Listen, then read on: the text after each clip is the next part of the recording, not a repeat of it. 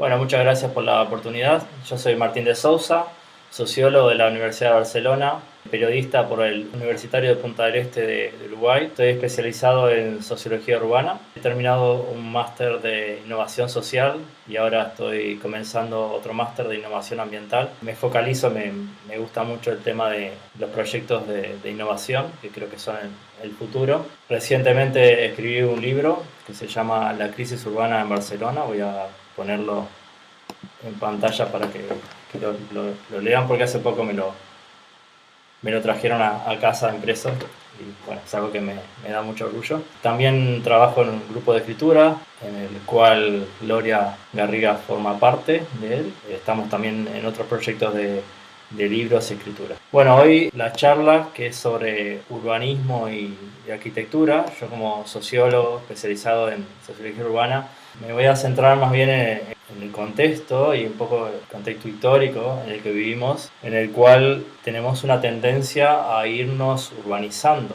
Actualmente en el mundo un 56% de la población del planeta vive en centros urbanos, según el Banco Mundial. El ser humano como ser, como bicho antropológico, como animal, es un ser social y gregario por naturaleza. Tiende instintivamente a ir hacia donde hay otros seres humanos. Aristóteles decía que la ciudad es anterior al individuo porque el hombre es un animal social. El ser humano solo no es autosuficiente. Y decía Aristóteles, quien pretenda estar solo es un animal o es un dios. La expansión de las ciudades en nuestra civilización, cada vez más urbana, nace con el surgimiento de la industrialización. La revolución industrial trajo nuevas herramientas al campo y esto provocó que paulatinamente se sustituyese el trabajo humano del campo por la maquinaria agrícola. Esto fue desplazando campesinos del campo hacia la ciudad.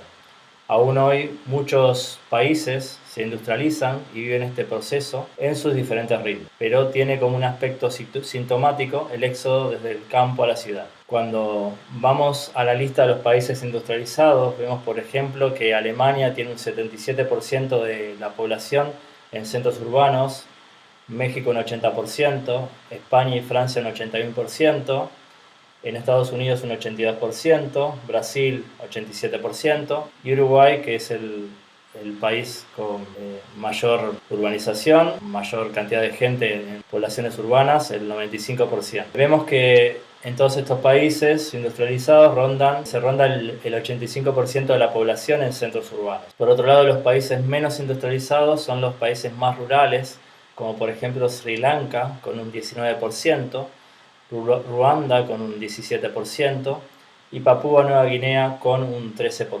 Estos países conservan su producción de alimentos de forma tradicional. Como humanidad empezamos y después, a medida que la industrialización fue creciendo en las poblaciones, la población se fue urbanizando. Sin embargo, la tendencia ahora es que nos vayamos cada vez más hacia los centros urbanos, ¿no? Es imposible intentar entender la urbanidad sin abordar el espacio público como un epicentro donde surgen las representaciones simbólicas de los habitantes de los centros urbanos. Los espacios públicos son factores de formación de identidades ciudadanas y de construcciones de sentido de pertenencia. Lo público es lo de todos y lo nuestro. Nos configura como personas. La oferta de espacios públicos puede provocar que juguemos al fútbol si es que hay una cancha de fútbol, o que juguemos al básquetbol si lo que hay es una cancha de básquetbol, o que nos sentemos en un parque a contemplar la naturaleza, o se reúnan los jóvenes en torno a una pista de skate. O sea que la oferta nos configura incluso nuestro cuerpo, nuestra percepción, nos configura nuestra socialización, dependiendo de la oferta que haya en cada espacio urbano. Por otro lado, también nos puede provocar tristeza si no hay nada en el espacio público que nos guste, si está sucio o está descuidado.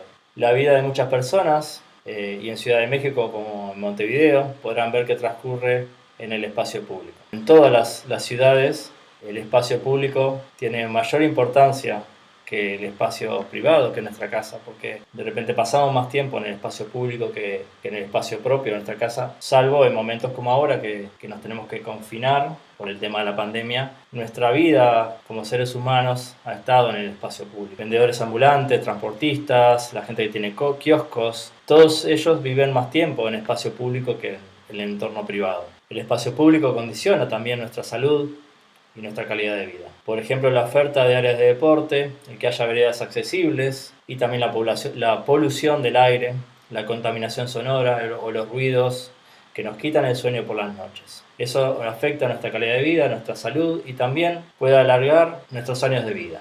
En caso de Barcelona se ha hecho un estudio en que las poblaciones más pobres, los barrios más pobres de la ciudad, tienen menor calidad de vida, menor salud y también viven menos años. Eso es un dato interesante porque eso nos habla de una desigualdad y eso también se puede regular desde los espacios públicos.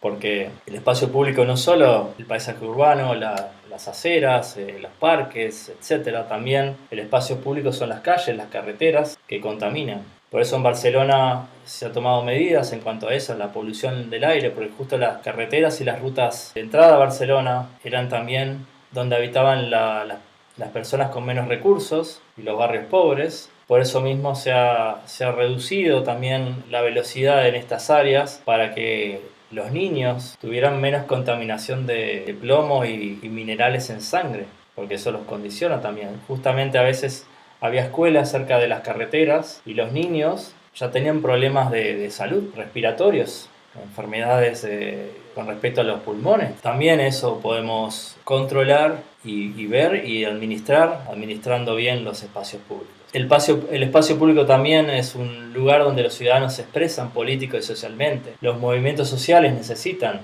del espacio público y esta es la principal herramienta para que se produzcan los cambios sociales. Por ejemplo, no hubiese habido Revolución Francesa con todo lo que esto implica para nuestra civilización si no hubiese espacio público como plataforma de su formación. Muchos de los derechos que hoy disfrutamos, como las jornadas de 8 horas, el derecho al voto popular y democrático, el derecho a tener una educación pública, etc., surgieron desde el espacio público. Así que el espacio público no solo es una plataforma de socialización, un espacio vivido, de expresión popular, sino que es un espacio de reivindicación política que ha configurado nuestra civilización como la disfrutamos hoy. Por ejemplo, durante la Revolución Francesa, los revolucionarios usaron las calles de París para hacer las barricadas e ir ganando palmo a palmo las calles de su ciudad. Cuando Napoleón III llega al poder, encarga a Haussmann la responsabilidad del nuevo diseño urbano de París. Y Haussmann, muy inteligentemente, hace el nuevo diseño de la ciudad con dos finalidades, una finalidad manifiesta y otra latente. La finalidad manifiesta, ante el incremento de la población, era la exigencia de unas construcciones y un urbanismo más higiénico ante las epidemias como la peste o el cólera, adaptar el centro de las ciudades a los nuevos medios de comunicación, de transporte como el ferrocarril, etc. También era el embellecimiento de la ciudad. Pero también tenía una finalidad latente, que era acabar con las luchas armadas que podrían desestabilizar el mismo gobierno de Napoleón III. Por lo tanto, las avenidas se cuatriplicaron o quintuplicaron de ancho, se ensancharon de modo que no habría espacios para las barricadas. Por tanto, iba a ser muy difícil desestabilizar por medio de las armas al gobierno de Napoleón. Entonces, la renovación de París es conocida también como la haussmannización, por ser mismo Haussmann el que renueva la ciudad. Y esta haussmannización tiene características similares en diferentes ciudades del mundo. De esta manera, el centro de París dejó de ser un lugar propicio para la guerrilla urbana. Entonces, vemos cómo la urbanización, los centros urbanos, configuran de diferentes formas nuestra vida, ¿no? Por ejemplo, en la pandemia es una amenaza clara al espacio público, porque si nos quitan el espacio público también perdemos esta plataforma generadora de civilización urbana. Los seres humanos no estamos configurados para vivir dentro de 4 paredes y por eso hoy más que nunca se están empezando a notar el incremento de problemas sociales que antes eran más leves. También de problemas psicológicos relacionados con el confinamiento obligatorio. Sobre todo ya hay mucha gente mayor que ya vivía el confinamiento y estas personas mayores representan también un problema social porque no tienen espacio de socialización. En Barcelona hay incluso institutos que se dedican a proteger y dar solución a estas personas mayores para que no entren en depresión. La emergencia de la pandemia también ha visibilizado las vulnerables estructuras preexistentes y a la vez viene generando vulnerabilidades específicas emergentes de esta nueva situación. Por ejemplo, la soledad, que es motivo de depresión para muchas personas y en especial para las personas mayores. El miedo a la soledad y el estrés individual y colectivo, la falta de canales de expresión, genera una situación disruptiva como pocas veces en nuestra civilización urbana. Para muchas personas implica una situación trágica a causa de las pérdidas que deben afrontar. Pérdida de seres queridos, de salud, de vivienda, de bienes o de empleo. La UNESCO ha detectado en el ámbito individual manifestaciones emocionales como angustia, desconfianza, ansiedad, temor al contagio, enojo, irritabilidad, sensación de indefensión frente a la incertidumbre e impotencia. También han surgido expresiones de discriminación y estigma frente a las personas diagnosticadas por COVID, dado que es una enfermedad transmisible, nueva y desconocida. Entonces vemos que la pandemia también, al atacar el espacio público, al dejarnos confinados, también nos pone en una situación vulnerable como persona y como civilización. Y bueno, ahora quiero volver un poco hacia el pasado. La civilización occidental, como la vivimos hoy, se la debe mucho a la Grecia antigua. Pero la Grecia antigua, antes del nacimiento de Cristo, hubo 3 siglos en los cuales se le llama el periodo oscuro, porque hay poca información sobre este periodo. Se le llama como un periodo de involución humana, porque fue un periodo de ruralización, en contraposición a los periodos de urbanización. En las ciudades se creó la escritura, se crearon las leyes como las conocemos hoy, se creó toda la civilización griega, que es la madre de nuestra civilización, y todo el mundo que vivimos hoy se lo debemos a las ciudades, a la existencia de esa urbanidad, de esas urbanizaciones. Pero cuando hubo el caso del periodo oscuro de la Grecia antigua, no se conoce nada, no hubo conocimiento de un crecimiento en ningún área, sino por el contrario, fue como un decrecimiento de conocimiento, no se conocen muchos escritos, no se conocen vestigios de nuevo conocimiento urbano, más cuando el ser humano se congregó con otros seres humanos y crearon ciudades, fue cuando empezó a acumularse el conocimiento y llegamos a tener la civilización que hoy vivimos, con toda la tecnología que vivimos actualmente, con las leyes que tenemos actualmente y las comodidades que disfrutamos actualmente. Hoy el ser humano vive el doble de lo que vivía un griego en la antigua Grecia, por ejemplo. Eso gracias a las mejoras en la tecnología y las mejoras en los conocimientos que tenemos hoy. Eso se lo debemos también a la existencia de las ciudades. Pero bueno, todas las construcciones urbanas no son siempre positivas. Por ejemplo, en Barcelona, a partir de los Juegos Olímpicos, se empezó a embellecer la ciudad.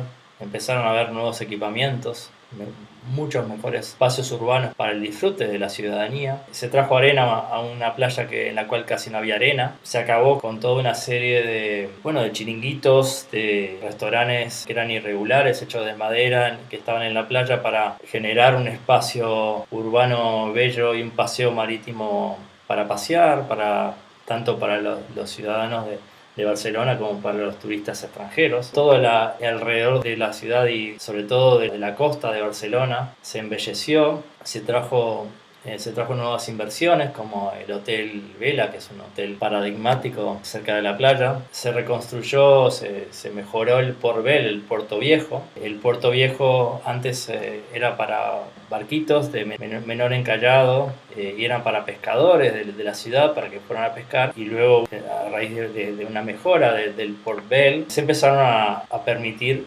yates ultra caros de multimillonarios, jeques árabes, yates de más de 600 millones de euros, de dueños de equipos de fútbol famosos como el Arsenal.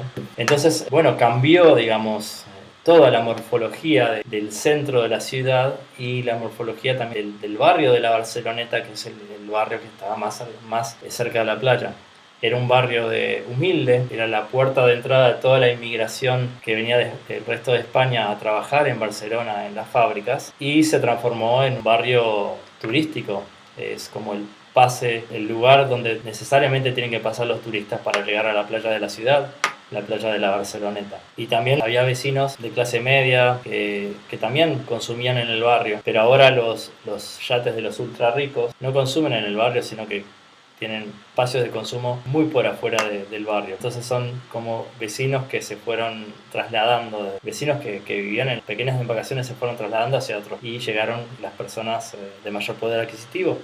Y también se fueron cambiando los comercios, las pequeñas cafeterías o las ferreterías, las mueblerías que había en el barrio fueron desapareciendo y dieron espacio a restaurantes, abocados para el turismo, restaurantes de comida rápida, que ya todos conocemos, empresas multinacionales, y bueno, fue cambiando la morfología del comercio poco a poco, como fue colonizando, o sea, digamos, las agencias de inmobiliarias fueron colonizando el comercio en la Barceloneta, y también después eso afectó a los vecinos, como un embellecimiento de la zona, y como la presión turística fue generando que muchos vecinos, muchos propietarios de apartamentos del barrio fueran viendo que es más rentable económicamente alquilarle a turistas que alquilarle a un vecino. Entonces fueron, digamos, no renovando los contratos de alquiler a los vecinos del barrio y fueron invitando a turistas a vivir en las viviendas. Eso generó lo que se llama un proceso de gentrificación, y más específicamente un proceso de gentrificación turística, en el cual empiezan a llegar vecinos con mayor poder adquisitivo, en este caso turistas, y empiezan a desplazar a los vecinos que han estado viviendo ahí 20, 30 o más años, incluso han nacido en el barrio, o personas que han llegado de muy pequeños, que tienen toda su vida en ese barrio, en ese espacio público, que conocen a todos los comerciantes, que conocen a todos los vecinos, que están en las asociaciones de vecinos, que hacen fiestas, porque Barcelona es una ciudad de fiestas de barrio, que se juntan para hacer las fiestas de barrio, y de repente esos vecinos no pueden pagar el alquiler y tienen que mudarse a otros barrios de Barcelona, incluso fuera de la ciudad de Barcelona. Y cómo ese incremento del alquiler no solo afectó a los vecinos de los barrios céntricos como Barceloneta, sino que afectó a los otros barrios de Barcelona, porque a medida que los vecinos de los barrios céntricos se van yendo,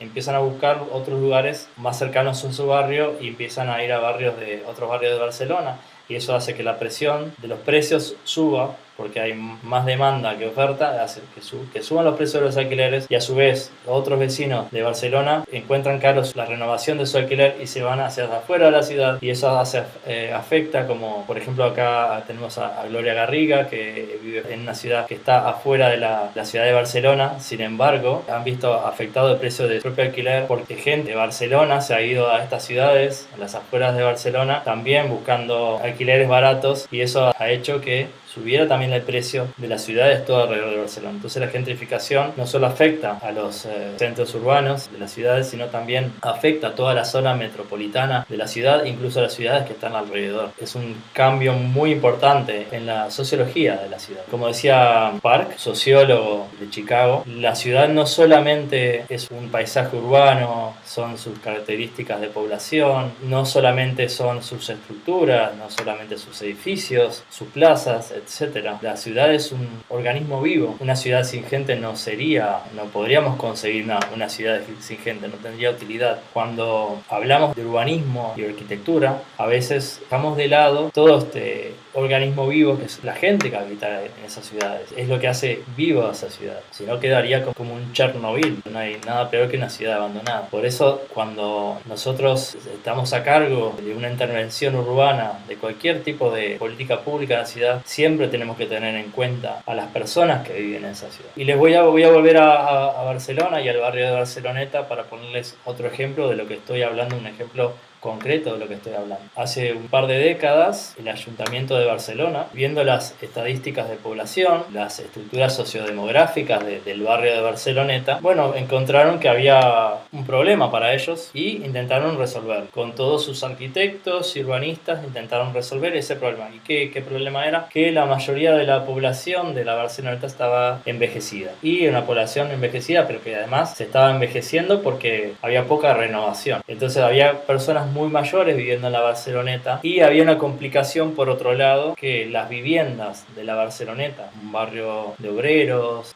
trabajadores, un barrio humilde, sus viviendas eran también antiguas, y la mayoría de las viviendas, la gran mayoría, ahora no recuerdo exactamente el porcentaje, pero alrededor de un 70%, no tenían ascensores, y eran edificios de 4, 5 hasta 7 plantas sin ascensores, y eso podría provocar un problema a estas personas mayores que tenían que subir escaleras cada día hacia sus viviendas. ¿Cómo no hacer un proyecto para beneficiar a la gente del barrio y promover que hubiera ascensores en los edificios? Cualquiera de nosotros diría, bravo, Bravo por el Ayuntamiento de Barcelona, que ha visto, por un lado, que había gente mayor viviendo en el barrio y un envejecimiento poblacional importante, y por otro lado, viviendas precarias sin ascensor.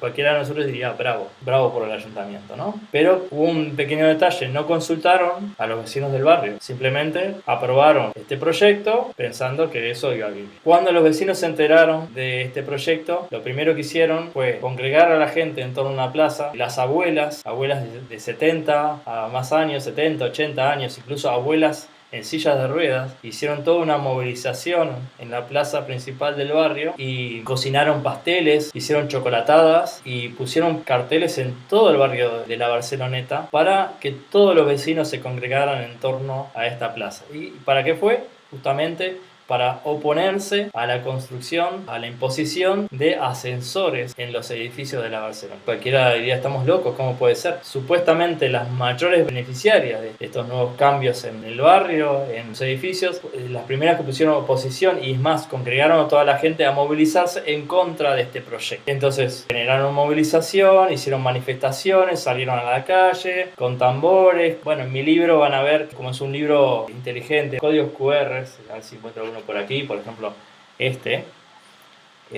pueden encontrar documentales, si quieren pueden ustedes mismos ver en YouTube cómo estas señoras en sillas de ruedas, señoras mayores, salieron a manifestarse en las calles con bocinas, con ruido, con pancartas, y hicieron una movida enorme, como pocos barrios de Barcelona, reivindicando que no querían ascensores en sus viviendas. ¿Por qué no querían ascensores? Porque veían que esto era otra amenaza, como el Hotel Vela, como la remodelación del Puerto Viejo, para hacer que la Barceloneta se encareciera, se incrementaran los precios de la vivienda, de los alquileres, y los vecinos poco a poco terminaran yendo del barrio, y eso es lo que estaban evitando. Ellas preferían subir las escaleras a que un vecino se fuera del barrio. Por eso se manifestaron y lucharon por su derecho a no tener ascensor, a evitar la especulación inmobiliaria y la gentrificación en su barrio. A pesar de que ellas tenían que subir las escaleras, incluso con las compras, 1, 2, 3, 4 plantas, ellos preferían eso a tener que decirle a un vecino chao porque no puedes pagar el alquiler.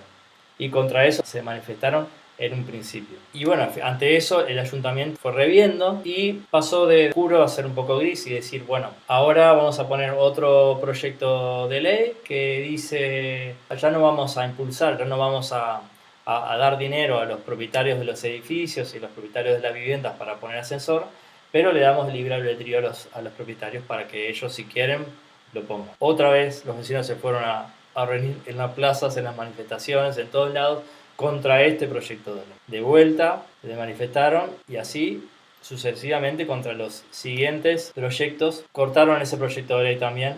Entonces el ayuntamiento sacó un tercer proyecto de normativa en el cual se decía que los propietarios no pueden decidir, tienen que decidir todos los vecinos en democracia, bajo voto, que estén todos de acuerdo, o que la mayoría, en realidad la mayoría esté de acuerdo para poner ascensor. Esto también generó discrepancias y manifestaciones y así sucesivamente hasta poder frenar y blindar a todos los edificios de la Barceloneta para que solamente si el 100% de los vecinos de ese edificio están de acuerdo en colocar ascensores en su edificio, lo van a colocar. Si hay un vecino que se niega a colocar el ascensor, en ese edificio no puede haber ascensor. De esta manera se blindó. Pero fue una lucha de 9 años contra estos ascensores en las viviendas. Una lucha de 9 años contrarrestando e intentando manifestarse contra normativa y proyecto del ayuntamiento que intentaba por todos los medios poner ascensor. Pero claro, hay una parte buena, pero la parte mala es la que iba a echar a los vecinos del barrio. Y después sucesivamente las manifestaciones fueron contra de los apartamentos turísticos, que también esto directamente sacaban a un vecino del barrio y ponían a un turista. Eso genera dos problemas. El primer problema, un vecino o una familia se va a tener que ir del barrio. El otro problema es que cuando viene un turista y tú le das la llave a un turista y lo haces responsable de la vivienda, el turista puede hacer fiestas hasta las 4 o 5 de la mañana y eso hace que los vecinos de todo el edificio no puedan dormir. Eso es el segundo problema. Entonces, eso rompe con el tejido social de los barrios. Por eso hay que tener siempre en cuenta cuando hacemos una nueva obra, incluso una obra que en principio podría beneficiar a los vecinos viendo en una oficina los datos sociodemográficos de un barrio, de la ciudad y tal, y viendo que faltan equipamientos y tal. Bueno, siempre, siempre, siempre es fundamental poder implicar a los vecinos. Lo que acá queremos exponer es que no se puede hacer una intervención urbana desconociendo, por más que tenga un buen fin, desconociendo los intereses y no preguntando a los vecinos. Hubo también casos en Barcelona de que se quiso poner que era una cancha de básquetbol o una cancha de cricket o no sé, en un barrio donde nadie jugaba a ese deporte. Y entonces salieron los vecinos a manifestarse que querían una cancha de fútbol, no querían otra cancha. Entonces es muy importante para los urbanistas, arquitectos y sociólogos hacer partícipe, más que nada hacer partícipe a los vecinos siempre de toda decisión política en la ciudad. La ciudad tiene todo eso. Tiene la cara política, donde nosotros nos manifestamos y logramos luchar por nuestros derechos y defender los que tenemos, pero también los que todavía no tenemos. Nos permite vivir y socializar, algo fundamental para todos los seres humanos. Los seres humanos somos sociales. El ser humano que no socializa tiende al suicidio. Eso está científicamente comprobado. Es también un polo económico. Como tú urbanices la ciudad, de eso va a depender que haya trabajo, más trabajo, menos trabajo, qué tipo de trabajo va a haber. En el libro también mostraba la disposición de los bancos de las plazas. Hay una parte que muestra una foto, a ver si lo puedo encontrar y se los muestro. En la foto muestro cómo se cambiaron los bancos de las plazas. Entonces veíamos que por un lado habían puesto una terraza para que la gente consuma. Generalmente se consume alcohol en estas terrazas, se consume productos con poco nivel nutricional. Y por otro lado vemos que el típico banco largo para sentarse varias personas y conversar se cambió por, a ver si se ve, tres bancos, uno mirando para un lugar diferente. O sea, ¿qué grupo de amigos, qué grupo de personas se va a sentar con un banco mirando al este, otro hasta el norte y otro hasta el oeste? O sea, no, no señores. Claro, nadie se quiere sentar ahí, salvo tres personas que vayan por su cuenta aparte, pero si es un grupo de amigos, lo que va a atender es, no nos sentamos acá, nos vamos a sentar en el banco del bar y ya de paso nos pedimos una caña, o caña significa cerveza, una cerveza. Entonces, cómo el espacio público te invita a tomar alcohol, te invita a sentarse en un lugar de consumo. Claro, por un lado es bueno porque da trabajo a ese bar, pero también, ¿qué se consume también ahí? Y también le estás quitando un banco a tres personas que querían sentarse a darle de comer a las palomas o a conversar de manera gratuita. ¿Cómo cambia el comportamiento de la gente debido a la oferta urbana, ¿no?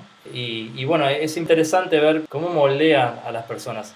Vemos que depende de la contaminación que haya en las carreteras de las ciudades, en las calles donde hay más tráfico, la gente vive menos años, tiene mayor problema de salud. Como si tú fomentas las terrazas, también genera problemas de salud porque la gente tiende más al alcoholismo. Le quitamos espacio urbano a las plazas para dárselas a espacios de consumo. ¿Qué consumo hay en esos espacios, en esas nuevas terrazas que se van generando? Si por un lado dan trabajo, pero ¿qué tipo de trabajo dan? Hay que tener en cuenta todo eso cuando intervenimos.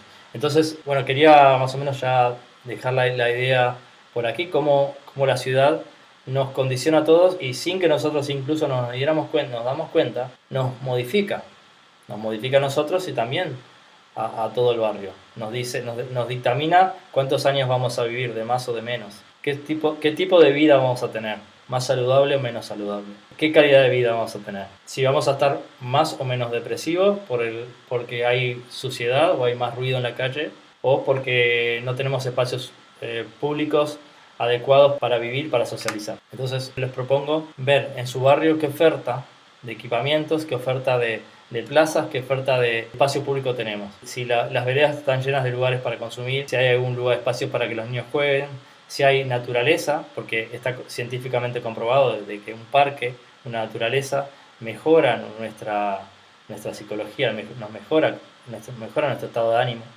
porque nosotros venimos de la naturaleza, nunca olvidarles eso.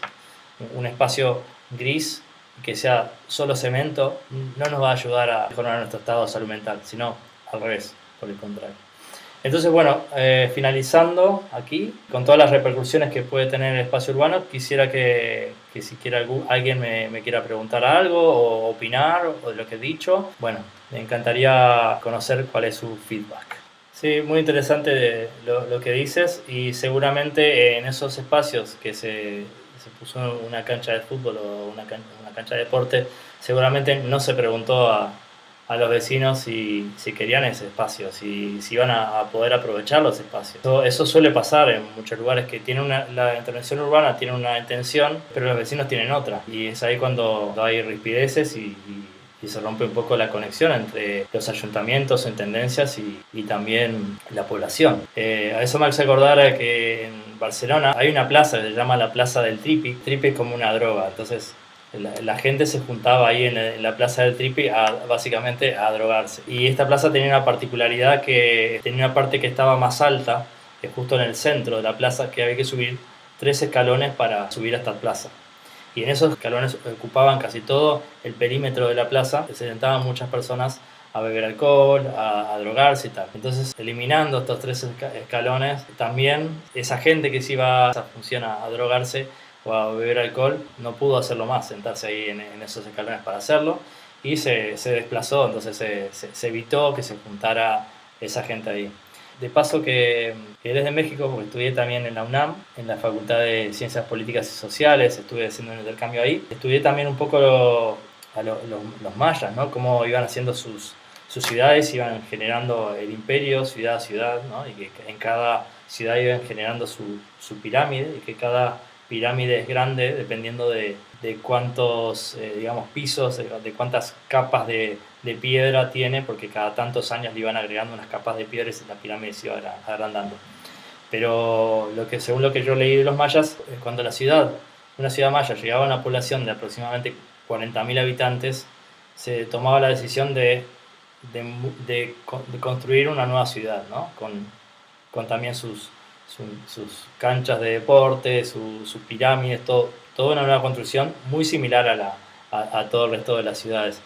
Y como vemos que ellos tomaron la decisión de que si aglomeramos mucha cantidad de gente en una ciudad, iba a ser contraproducente para todo el imperio, entonces iba a haber problemas que no iban a ser capaces de resolver. Entonces por eso iban haciendo esas ciudades que llegaban a un tope, no como ahora, que nosotros hay ciudades en todo el mundo que no tienen ningún tipo de control, porque la gente aumenta la población y la ciudad va creciendo hacia los costados, va creciendo indefinidamente, a veces que no tiene límite. Entonces llega un momento en que esa ciudad es insalubre, esa ciudad presenta problemas de contaminación, empiezan nuevos problemas de alcantarillado, se genera un montón de problemas solamente porque la ciudad crece indefinidamente sin ningún tipo de control. Y vemos que los mayas ya tenían preparado esto varios siglos, milenios antes que nosotros. Incluso las ciudades mayas no se inundaban, las nuestras sí. Entonces vemos como el urbanismo, sin planificar, sin tener en cuenta al ser humano, puede ser muy dañino para la vida de tantas personas, ¿no? Porque en la ciudad es donde más personas viven en el mundo actualmente. Claro. La ciudad, sí. Hoy en día la Ciudad de México tiene un problema también que, bueno, Marifer podrá constatar que se suele inundar. Cuando llueve mucho se suele inundar, porque bueno, fue una ciudad construida sobre lo que era un lago, ¿no? Entonces, bueno, tiene esos problemas. Los mayas no tenían ese problema, porque eran capaces de construir, y pueden decir, sí, la civilización maya desapareció y tal, pero la civilización maya duró miles de años, o sea, fue un imperio que duró miles de años, más que muchos otros imperios. Entonces había que mantener la población feliz y sin conflictos, sin guerras y tal por tanto tiempo, ¿no? Por lo tanto es admirable, ¿no?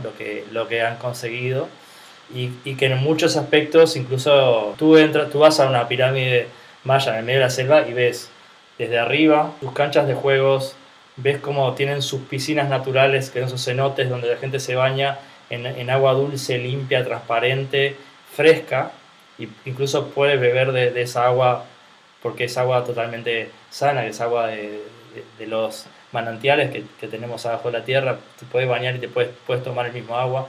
Y todo rodeado de verde, naturaleza y frutas. Y te puedes imaginar una ciudad así esplendorosa. Y eso es un paraíso.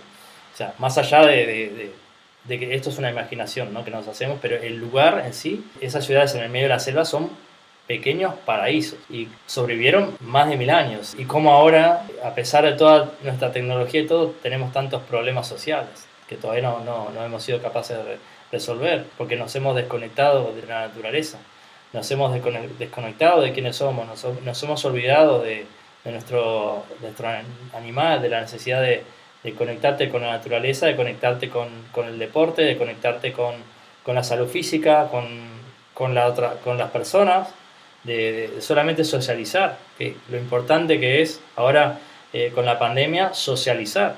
Hay gente que me ha contado que, bueno, aquí en España las restricciones fueron muy duras, entonces llegó un momento que mucha gente tenía que trabajar y vivir en casa, y la gente joven incluso, que vivía sola y tenía que trabajar desde casa y solamente podía ver a sus amigos a través de una pantalla, empezó a generar grados de depresión. Estamos hablando de gente de 20, 30 años con grados de depresión solamente porque le quitaron el contacto humano, el contacto visual con la otra persona. Porque no es lo mismo ver a la gente en una pantalla que ver a la gente cara a cara, ¿no? Y cómo a veces la tecnología, y con todas las comodidades que tenemos, nos olvidamos del ser humano, del animal humano, que tiene sus necesidades que a veces somos incapaces de reconocer. Hola, permítame hacer una acotación. En Barceloneta, en el barrio que estaba comentando, es algo muy común que se llame cuarto de casa. En viviendas que en principio estaban diseñadas para una familia, se fueron subdividiendo primero en 2 y hasta en 4.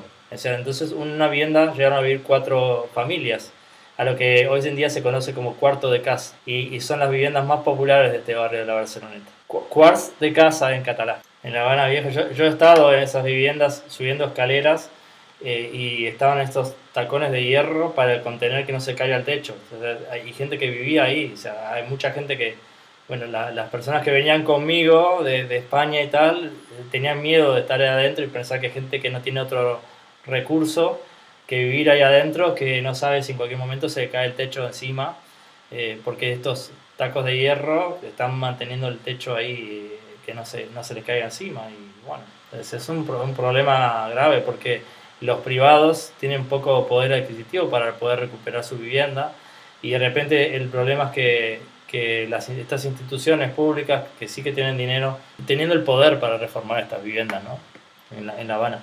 Claro, claro, me lo han comentado también. Yo he visitado el CDR, los comités de defensa de la revolución, y me han dicho que sí, que hay mucha gente que prefiere vivir en el centro, en esas viviendas derruidas, a vivir a 20, 30 minutos en viviendas que le da el gobierno. Bueno, porque ahí tienen su vida, y es entendible un poco, ¿no? Porque ahí tienes tu sociedad. Tu sociedad pasa por esa gente. Tu sociedad pasa ahí, entonces prefieren arriesgarse y vivir en condiciones más precarias, pero tener una sociedad, ¿no? Tener con quien comunicarse y vivir, ¿no? Exactamente, exactamente. Claro. Lo importante que es la sociedad, ¿no?, para nosotros. Bueno, gracias a ustedes. Yo me voy despidiendo porque tengo que trabajar, pero me quedo aquí un momento, 5 minutos, para ver un poco del próximo exponente. Si no, me tengo que ir. Pero bueno, les mando un saludo y un abrazo a todos, y gracias por estar. Gracias a ustedes.